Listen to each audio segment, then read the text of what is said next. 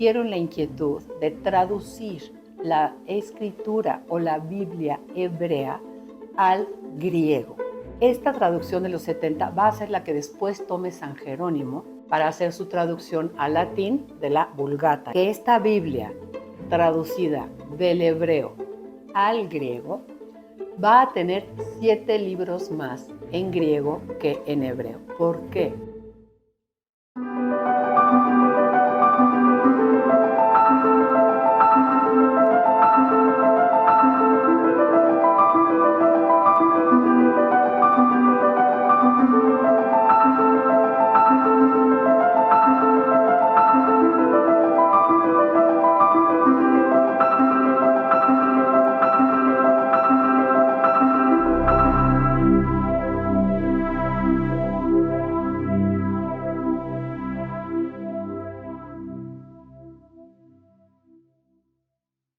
Bienvenidos, queridos hermanos. Vamos a dar inicio a la clase número 36 del curso La Historia de la Salvación.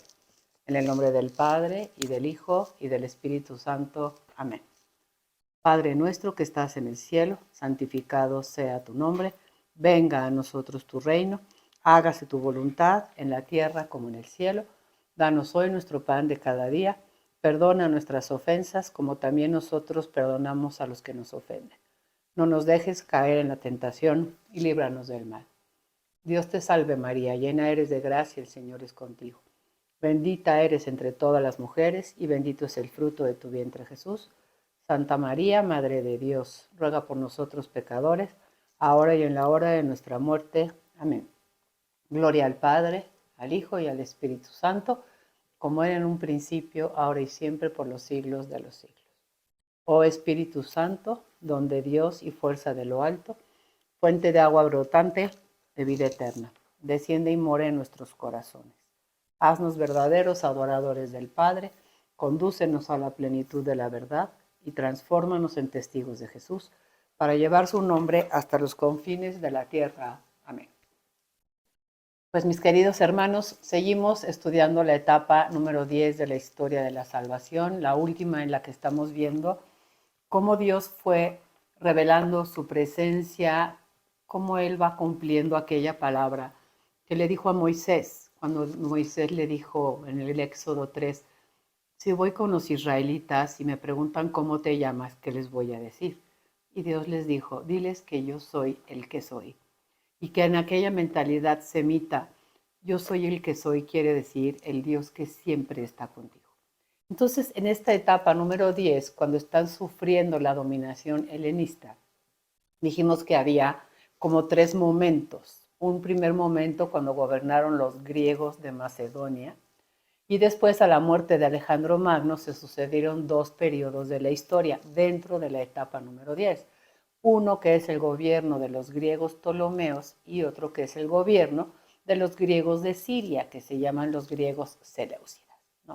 Entonces tenemos que buscar en la escritura, además de los libros de los macabeos que hemos leído, qué libros de la Biblia nos enseñan qué iba revelando Dios a su pueblo en esta etapa, pues de tanta persecución. Durante el gobierno de los griegos ptolomeos, la verdad es que no tuvieron mucho problema los judíos. No hay mucha literatura histórica sobre esta época, entonces tenemos que recurrir a otros libros que nos narren un poquito la situación de este momento. Quisiera nada más que si tienen su libro, viéramos en la página 79, nada más, en el tercer párrafo para introducir esta etapa del gobierno de los griegos ptolomeos. Dice así, desde la muerte de Alejandro Magno en el 323 hasta el año 198, Palestina queda en manos de los monarcas egipcios de cultura griega llamados los Ptolomeos. De estos eran Cleopatra, los cuales respetaron la constitución teocrática de los judíos establecida por los persas. Estos años fueron de vida oculta, sin historia escrita. No hay libros históricos que nos hablen de esa época. Lo que nosotros leímos en clases anteriores sobre historia en los libros de los macabeos pertenece al momento del gobierno de los griegos seleucidas que veremos la próxima semana.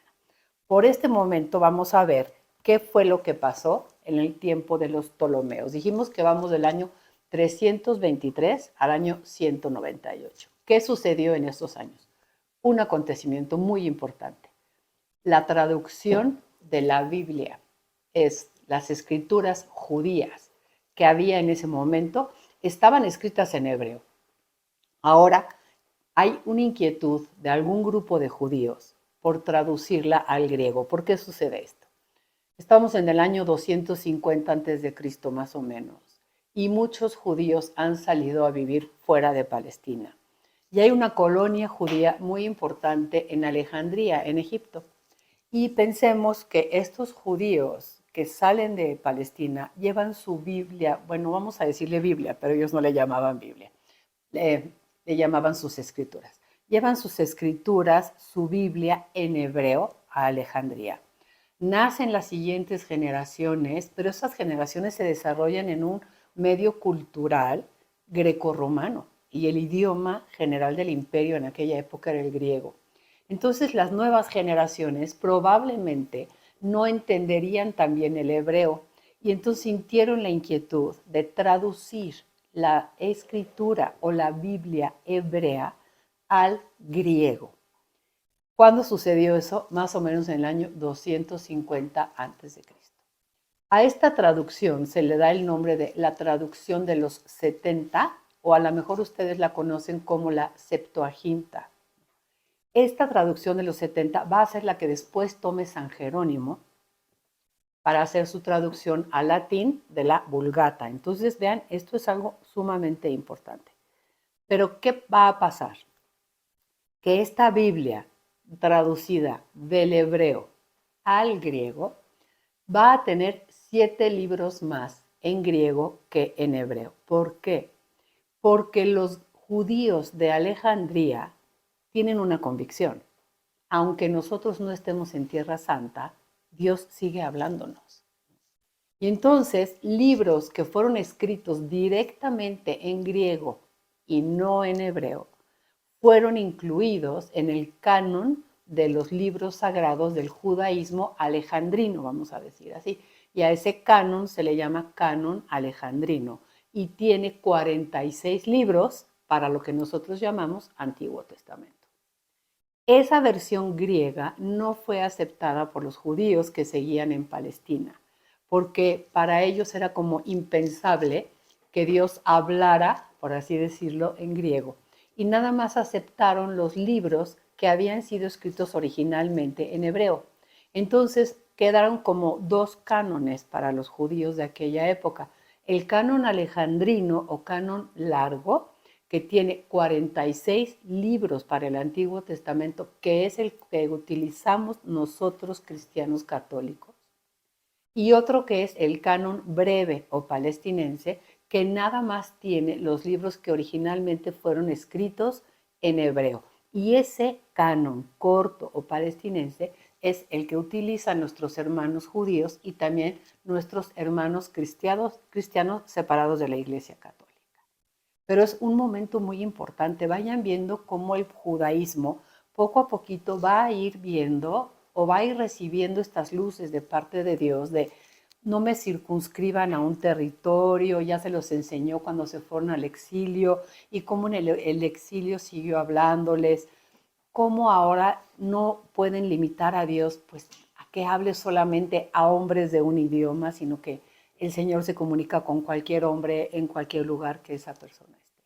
Y eso es historia de salvación, eso es cómo Dios va revelando en la historia poco a poquito, según la humanidad, según su pueblo va caminando, sus acciones salvíficas y sus palabras para que vayamos conociéndolo y vayamos comprendiendo cuál es su proyecto.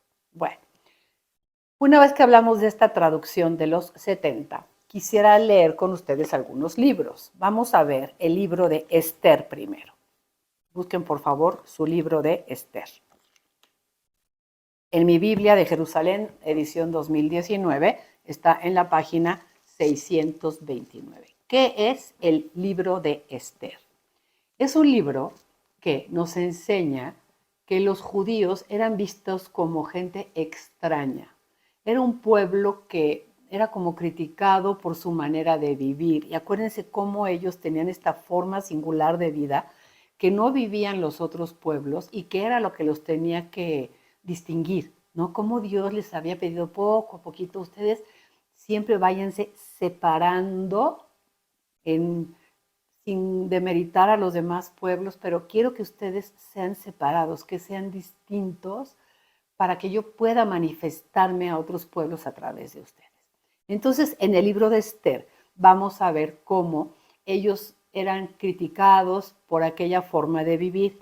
Y Esther es una jovencita que se va a casar con un rey persa y que va a lograr la liberación de su pueblo, ¿no? Vamos a leer un poquito del libro de Esther. Quiero leer el capítulo 4, que se llama la oración de Mardoqueo. Mardoqueo es el tío de Esther, que la verdad es el que organiza todo el, digamos, como el guión del libro de Esther, ¿no? Y todo lo que ella va a tener que hacer, ¿no? Pero quiero que sientan cómo en esta oración de Mardoqueo que vamos a leer y luego cómo cuando se instituye la fiesta de Purim, que también vamos a leer, se enseña que Dios tiene siempre una presencia salvadora en medio de su pueblo, que Él es el Señor de la historia y que Él puede cambiar nuestra suerte. Y esa es una enseñanza preciosísima. Podemos estar pasando por momentos muy difíciles, pero yo tengo una confianza. Dios es el Señor de la historia y Él puede cambiar mi suerte. Entonces quiero leer un poquito de la oración de Mardoqueo que está en el capítulo 4, en el versículo 17. Y dice así: Mardoqueo oró al Señor acordándose de todas sus maravillas y exclamó: Señor, Señor, Rey omnipotente, todo está sometido a tu poder. No hay quien resista a tu voluntad si has decidido salvar a Israel. Nuestro curso es Historia de la Salvación. El pueblo judío tiene esa fuerte convicción. Yahvé es su Salvador. Versículo 17c. Tú hiciste el cielo y la tierra, cuantas maravillas existen bajo el cielo. Eres Señor de todo y nada se te puede oponer, Señor. Tú lo conoces todo. Versículo 17m. Escuchen qué importante. Yo oí desde mi infancia, en mi tribu paterna, que tú, Señor, eres el que eliges, que tú, Señor, eres el que salva, que tú, Señor, eres el que está caminando en medio de su pueblo. Hagamos actualización, hermanos, veamos cómo es tan importante la transmisión de la fe dentro del seno de la familia, para que un día nosotros podamos decir como nuestros hermanos judíos, la fe de mis padres, o la mejor herencia que me dejaron mis padres, y yo lo digo con mucho orgullo, fue mi fe. Es el mayor regalo que hemos recibido. Yo oí desde mi infancia. No se trata de convencer, se trata de que los demás escuchen, transmitamos la fe. Versículo 17t. Acuérdate, Señor, y date a conocer en el día de nuestra aflicción. Y dame a mí el valor, Rey de los dioses y Señor de toda autoridad. Pon en mí labios y palabras armoniosas, cuando esté en presencia de León, que era el rey persa. Y vuelve el odio de su corazón contra el que nos combate. Versículo 17h, líbranos con tus manos. O sea, pero vean lo que está pidiendo. Cambia el corazón de aquel que está en contra mía. Y entonces en el capítulo 5, Esther se va a presentar ante el rey y le va a hacer una petición. Y también le pide, Señor, cambia su corazón. Leo un poquito del capítulo 5. Al tercer día, una vez acabada su oración, se despojó de sus vestidos de orante y se vistió de reina. Recobrada su espléndida belleza, invocó a Dios que vela sobre todos y los salva. Noten cuántas veces aparece en este libro la palabra salvación. Y una vez que oró Mardoqueo, oró Esther con toda la confianza en este Dios salvador. Leemos en el versículo 1e. Mudó entonces Dios el corazón del rey en dulzura. ¿Qué fue lo que cambió el corazón de aquel enemigo? Dios con todo su poder. Y eso fue lo que ellos pidieron. Es un libro muy bonito, se los recomiendo. Vamos a leer también un poquito del libro de Tobías. El libro de Tobías es un libro en el que dice, Dios siempre actúa con su providencia. Va a aparecer en este libro el ángel Rafael, es el único libro en el que va a aparecer. Es un libro que es como una historia de familia tan bonita, que tiene enseñanzas muy valiosas, pero que curiosamente no fue citado en ningún libro del Nuevo Testamento. Pero es un libro muy bonito, es también una historia edificante.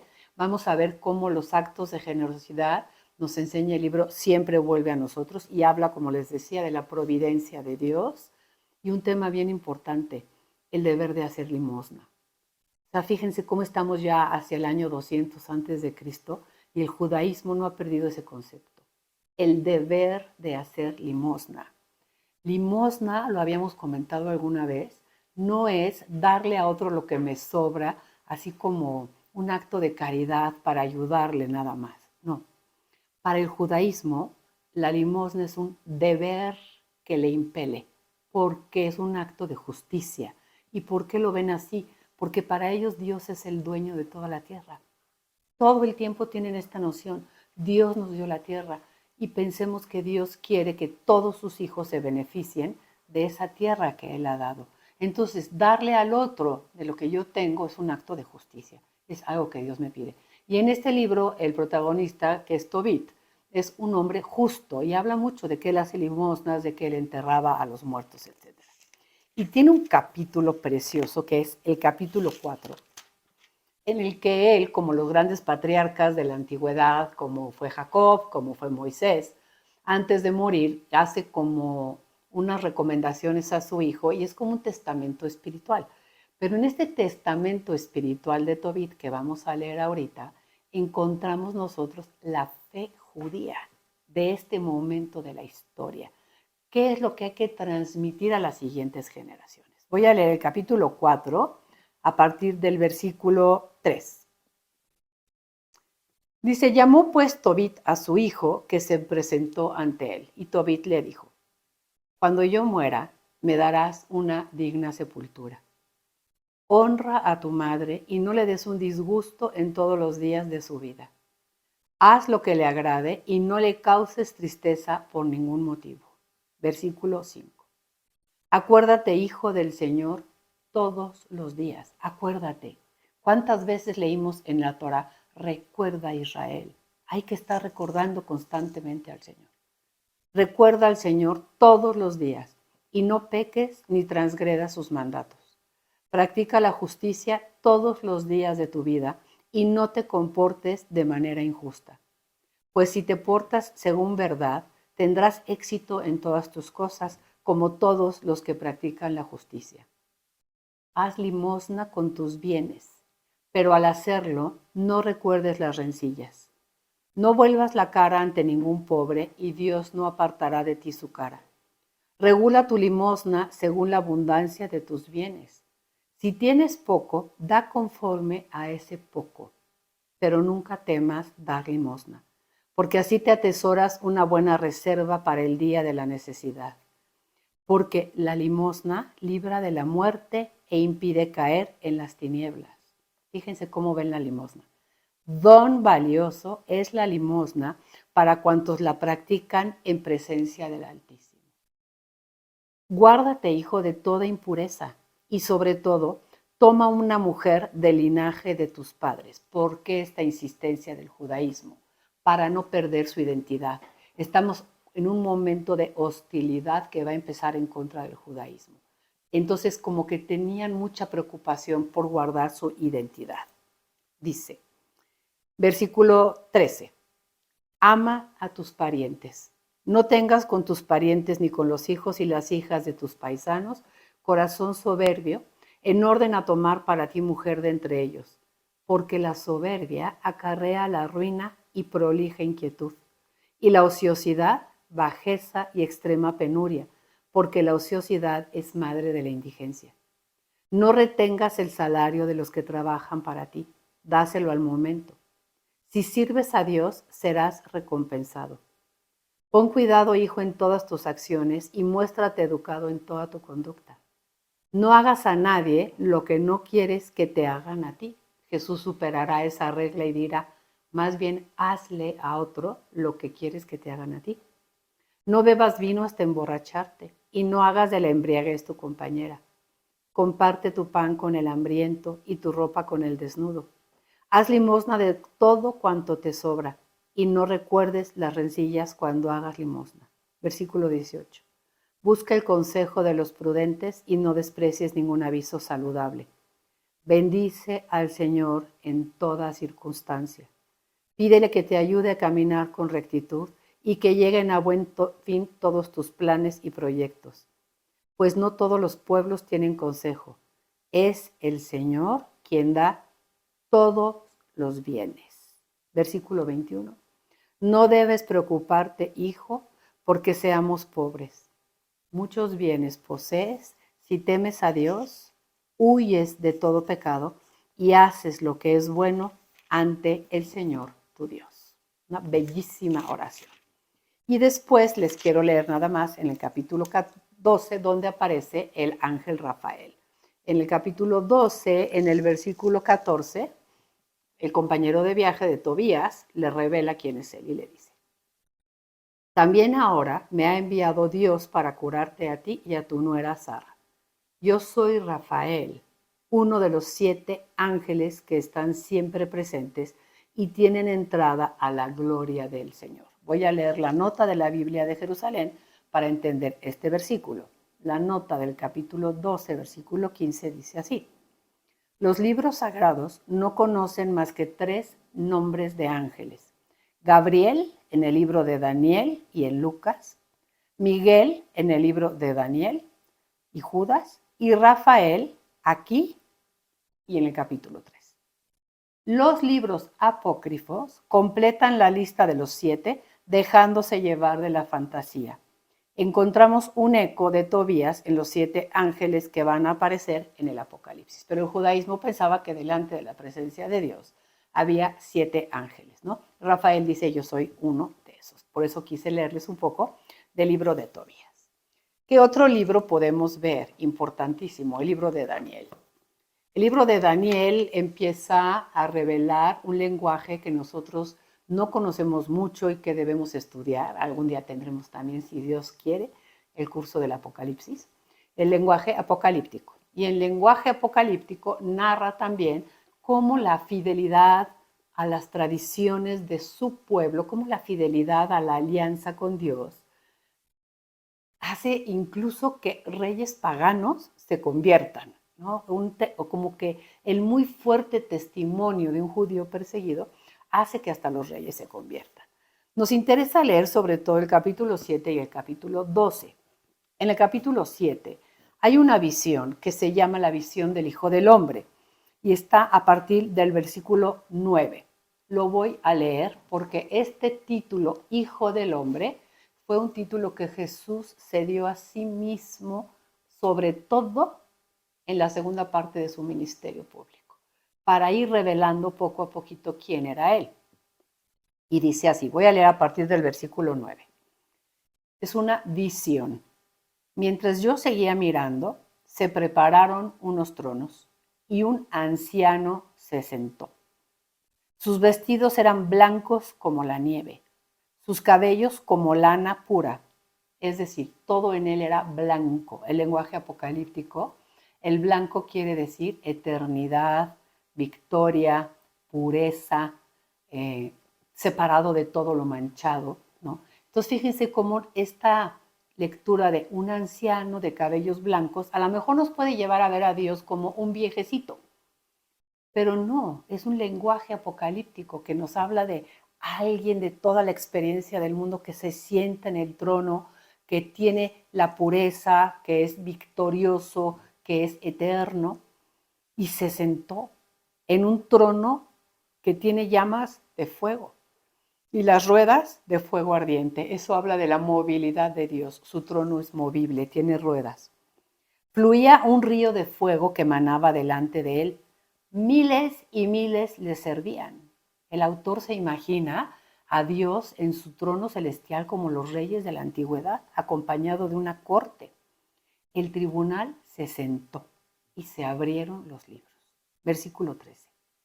Yo seguía mirando y en la visión nocturna vi venir sobre las nubes del cielo un como hijo de hombre.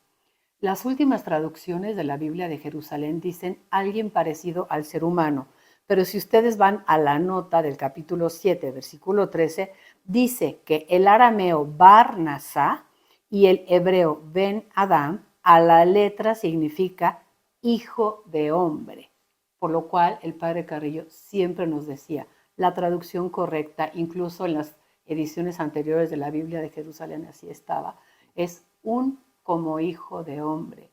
Jesús dijo de sí mismo, el Hijo del Hombre no tiene dónde recostar la cabeza.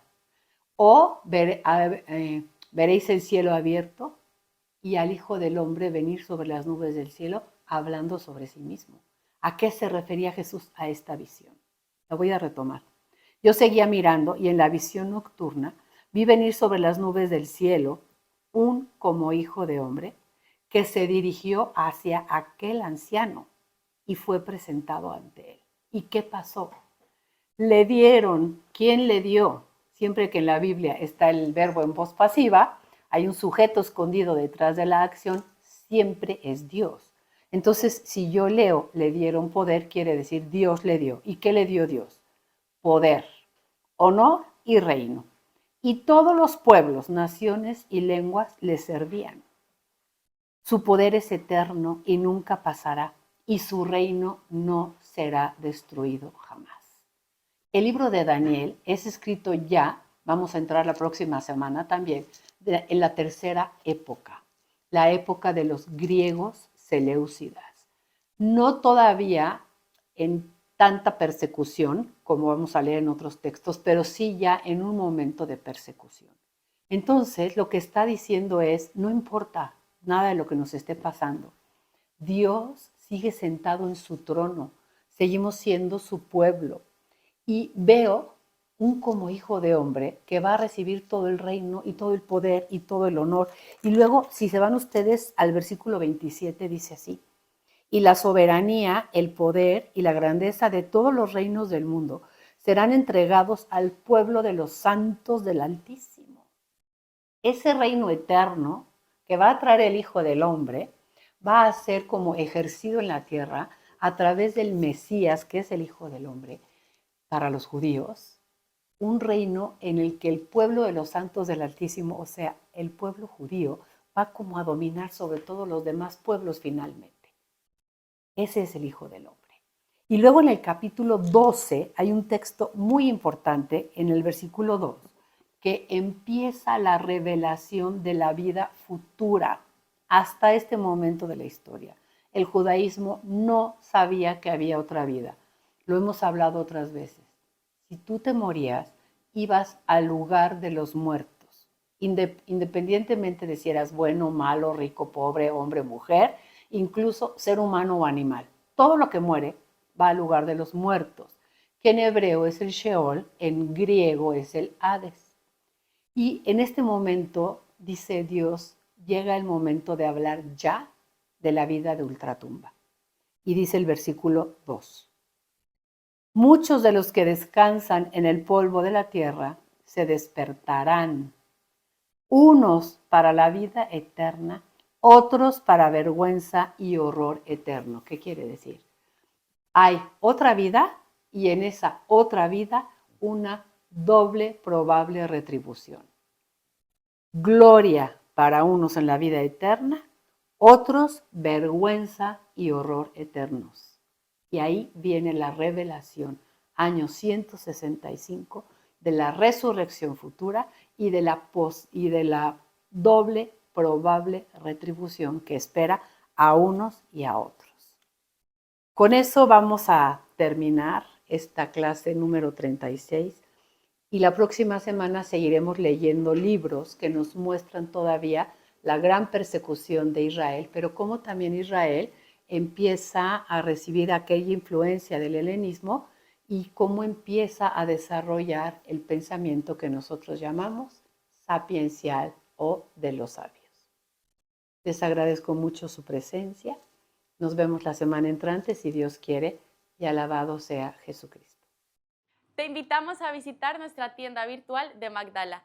Allí encontrarás productos especiales de Tierra Santa. Y recuerda que con tu compra apoyas toda la misión de Magdala. El enlace lo vas a encontrar en la descripción del video. Te esperamos.